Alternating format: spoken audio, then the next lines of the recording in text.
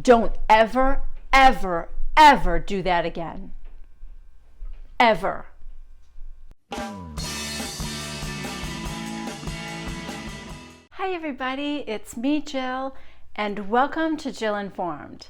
This is a recap of The Real Housewives of Beverly Hills, Season 8, Episode 13, Crying Shame. This episode opens with Erika and Lisa Rinna having lunch with Eileen Davidson. We haven't seen Eileen since last season, and she looks fantastic. They start to tell her that both of them have become friends with Dorit, and Eileen laughs at first. And for the longest time, Eileen still had this look on her face like she was waiting for them to say, "Just kidding." Finally, she just ends up saying, "Well, that's great." Next, we have a scene in Kyle's kitchen. She's making dinner and she's talking to Mauricio about the possibility of moving. And this is the foreshadowing because we all know that they moved. We then move to a salon where Teddy and Lisa Rinna are meeting. Apparently, Lisa Rinna had just had dinner with Dorit, and so she's telling Teddy, "Yeah, it was really nice. It was just the two of us. We had fun," and I guess it happened the night before. Teddy is having these feelings inside, like she needs to tell Rinna that when she and her husband went to Dorit's house, that she and PK were kind of trash talking Lisa. And this was after Las Vegas, which, as we know, in Las Vegas is when Lisa Rinna apologized to Dorit and supposedly they had made up. I don't know how much time has passed, and if I were Teddy, I get that she feels like a phony not saying something, but I think I would have just let it go because it really was kind of a long time ago. We see a photo shoot with Erika next, and she's taking pictures for her book. She looked fierce and gorgeous as usual, but I'm starting to think that's the only thing I'm getting from Erika this season. I only like it when she dresses up because that's what's fun about her. The hair, the makeup, the clothes, she's like a live Barbie doll that you could play with and change the outfits, and I'm loving all that. But there's not much else I'm really digging this season with Erika, I'm sorry to say. The next scene is PK and Dorit going to the offices or the factory where her swimsuit line is going to be made. And for some reason, Dorit can't make it up a flight of stairs. I don't know what that was all about, especially because PK could do it. They get there and we see Ryan, who is Dorit's business partner with the swimsuit line. And he takes them into the factory where all the fabric is and the women are sewing. And he said that once the line gets into production, that the whole factory is going to be filled with people sewing and cutting and getting it done. So they're going to have a meeting, and Ryan is showing them where to sit down, and they're still in the factory part. And PK said, "Oh, are we going to have the meeting here, or are we going into the office?" And Ryan says, "Here." And you could tell PK's like, thinks this is insane. And PK goes, "Are we? Oh, fun." God forbid I side with PK, but it did seem like an odd place to have a meeting, like with the machines running and everything. I don't know. Next, we have two back and forth scenes. We start with Erika's house. Dorit comes over to Erika's house. I don't know what she was invited over for, but Erika has this lovely display of like fancy sandwiches and little desserts and stuff. And she's offering her champagne, Cristal, in a champagne glass, which Dorit loves. And we bounce back and forth between that scene and Lisa Vanderpump and Teddy, who are at Pump having lunch. So we start at Erika's house, and Dorit is telling her that she has renamed her swimwear line Beverly Beach. Oh my God. And she's acting like I love the idea.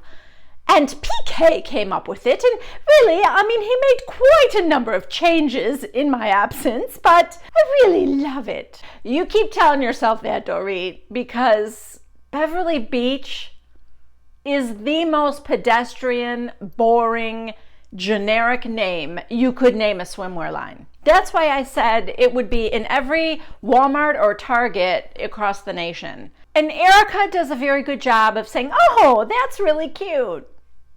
It's not cute. Nobody thinks it's cute. And it's unimaginative, PK. I'm sorry, you may be this great businessman and maybe you're good in the music industry. I don't know, but that is not an imaginative name. We're supposed to imagine this fictional place called Beverly Beach. No, it's not like Narnia. I'm picturing a suburb with tract housing and a CVS on the corner. That's my vision for Beverly Beach. So changing subjects then, Dorit starts to talk about Lisa Vanderpump's party. And she said, I really feel like I was getting piled on after a while there. And she said to Erika, I don't think you know about this because it happened before you got there, but Teddy and Lisa had planned a little prank on me and gave me my wine in a tumbler. Now, that's not fair to Teddy because Teddy had nothing to do with it. And that's the last thing Erika needs to hear because Erika already doesn't like Teddy. Cut back to Lisa Vanderpump and Teddy laughing about the drinking glass. Back to Erika's house, and Dorit says, how Lisa and Teddy have gotten very close. And Erika said, why? Because they both ride horses? And Dorit said, well, I guess. And she calls her teddy bear. And Erika said, yeah, I heard that. Are you jealous? And Dorit's like, well, when you love someone, yeah, I guess a little. So Erika was kind of teasing her about it. And to the confession cam, Erika said, no one should ever be jealous in a friendship. I think people should just be more independent than that. Okay. So we cut back to Pump, and Teddy says to Lisa that Dorit wants to know exactly what she said to Kyle about what Dorit said to the table of ladies in New York City. Teddy said, Dorit wants to know exactly what I said, and I just don't want to have that conversation in front of everybody. I think serious conversations like that should be one-on-one, and that's what I would like to do. Then we see Kyle and Mauricio going to their new house. But they're just looking at it and inside, and it's going for like $8.75 million. But I do love it. And it has a real different feel to me than most of those houses in California, than like, say, Dorit's house or even Erika's or, all these houses on the beach kind of a thing.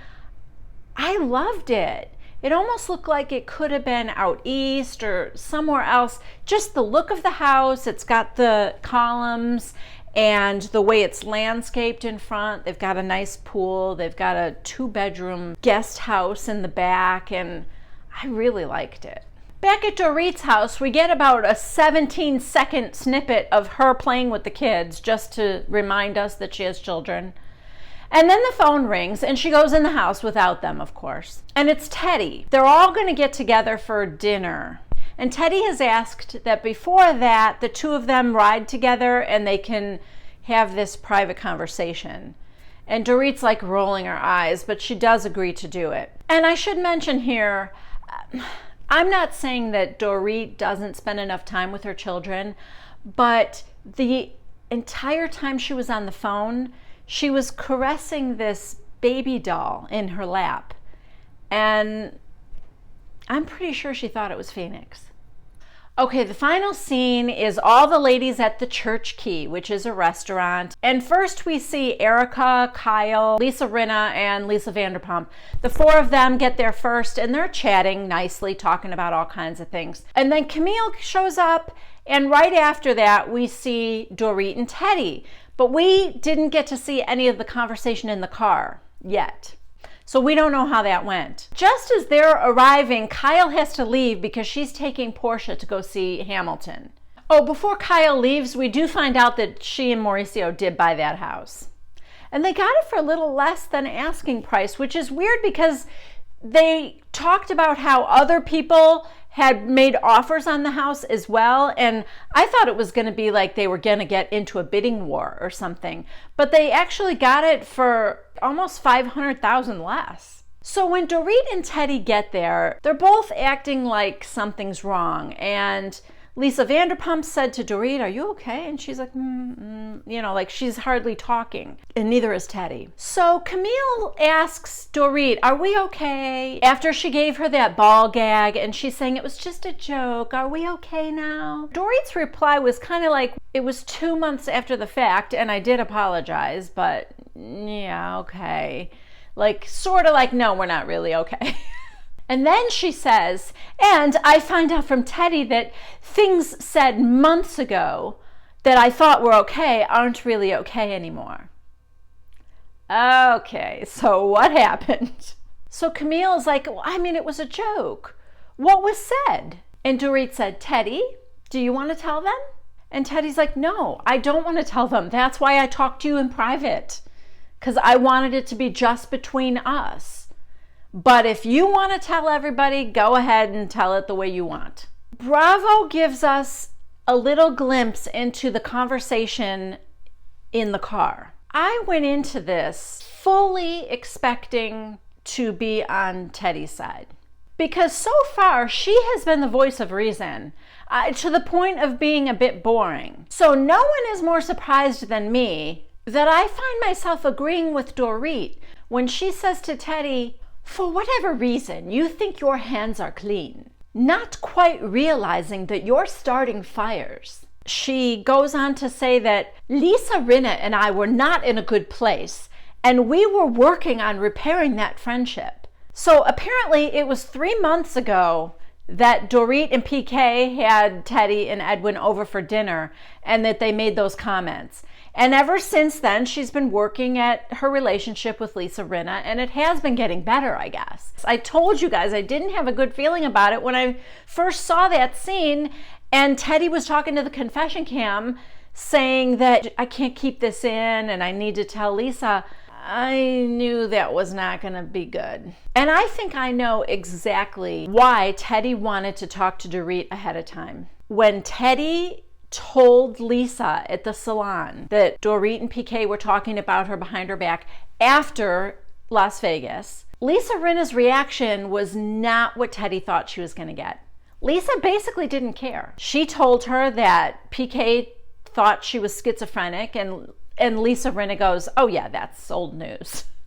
I think the fact that it came after the apology, Teddy thought that was a problem, and it is a little bit. It's just that wasn't any of Teddy's business. And I'm starting to think there's such a thing as being too accountable. Maybe not every truth needs to be said. That's all I'm saying, Teddy. So at the restaurant now, Dorit does tell everybody what was said, and Lisa Rinna is almost coming to Dorit's defense. And she says to Teddy, I think the reason she's upset is because it was so long ago. How long ago? And Dorit goes, 3 months ago. And she said, yeah, and that you're just bringing it up now. So Teddy said, yeah, but this was the first time you and I talked about your relationship with Dorit. Then Erika says across the table to Teddy, they're like at opposite ends of this table, how do you feel about where you stand in this group of friends? What was that supposed to mean? That wasn't nice, right? And I gotta tell you, I don't like this Erika. You know how when you meet somebody for the first time and they make a bad impression on you, even if they spend the rest of their lives trying to make it up to you, that first bad impression, it's hard to shake off? Well, I'm having the opposite thing with Erika.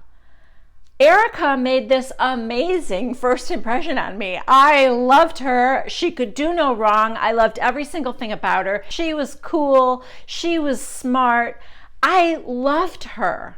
I feel like this entire season, I've been going, oh, I love her, but if this was Erika's season 1, it would be a way different story for me. Because I gotta tell ya, she's coming off as insecure. I don't like me an insecure Erika. I want my Erika fierce and strong. It feels like she's picking on Teddy because she sees Teddy as weaker. And I don't even want to say all this stuff about Erika because of how much I love her. But she's not doing herself any favors. She's not like helping me to still be in love with her. And this bothers me a lot. Anyway, Teddy's reply to that is, honestly, I'm not really thinking about my standing at all. I'm thinking about getting this thing cleared up with Dorit, or I can't even remember exactly what she said. And then her and Dorit were kind of going back and forth, and she said, Dorit, don't say things then that might hurt your friends. Finally, Camille comes to Teddy's defense and says, yeah, I thought what you said would have hurt Lisa too if you had said it to her face. Dorit said, I wasn't bashing Lisa. And Teddy goes, I didn't say you were bashing her. And Camille said, I didn't say you were bashing her, but they both thought that what she said about her being needy or jealous would have hurt Lisa's feelings if she had said it to her face. Teddy says, I thought it would hurt her feelings. Camille thought that. And Erika, you said that too. Okay. Oh boy. Now, to be fair, Erika said, maybe I did, maybe I didn't. It's possible. What Teddy should have said now is, well, you might not remember, but I do. And leave it at that. But no.